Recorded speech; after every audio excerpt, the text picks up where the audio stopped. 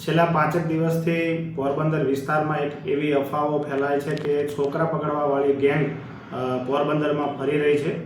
તો એના સંદર્ભે મેં આજથી 3 દિવસ પહેલાં જુનાળા વિસ્તારની અંદર એક શંકાસ્પદ બેનને લોકો દ્વારા પકડવામાં આવેલા અને ત્યારબાદ પોલીસની મદદ લેતા આ બેનની આકરી પૂછપરછ કરવામાં આવી અને પૂછપરછ કરવાના અંતે પોતે ઉપલેટા ખાતેથી પોરબંદર છેલ્લા 16 વર્ષથી માથાના વાળ એકઠા કરવા માટે આવતા હોય એવું તપાસમાં ખુલેલું। ત્યારબાદ ગઈકાલે પણ એક એવો જ બનાવ બનવા પામેલો હતો, જેમાં એક નવયુવાન ને લોકો દ્વારા એને પકડી પાડવામાં આવેલો અને પકડી અને ત્યારબાદ એ પોતે છોકરા પકડવાવાળી ગેંગના સભ્ય હોવાનું પબ્લિક દ્વારા જાહેર કરતા પોલીસની મદદ લેતા એની તપાસ અને પૂછપરછ કરતા અંતે એ પોતે કાનપુરના વતની હોય અને અહીંયા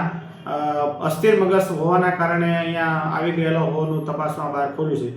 જેથી મારી પોરબંદરના તમામ ને નમ્ર અપીલ છે કે આવી કોઈ અફવાઓથી પ્રેરાવું નહીં અને જો કોઈ એવો બનાવ કોઈ પણ ઈસમ શંકાસ્પદ આપને જણાય આવે તો સતર્ક રહેવું અને તાત્કાલિક પોલીસને જાણ કરવી, પરંતુ કોઈ ખોટી અફવાઓ ફેલાવી વિસ્તારમાં પેનિક ફેલાય એવા ખોટા સંદેશા ફેલાવા નહીં। હાલ તાજેતરમાં જે કોઈ સોશિયલ મીડિયા દ્વારા આ ખોટી અફવા ફેલાવવામાં આવેલી છે તેમના વિરુદ્ધ IT એક્ટ મુજબની પ્રોસિજર ચાલુ કરી દેવામાં આવેલ છે અને તેમની પૂછપરછ પણ ચાલુ કરવામાં આવી છે। જય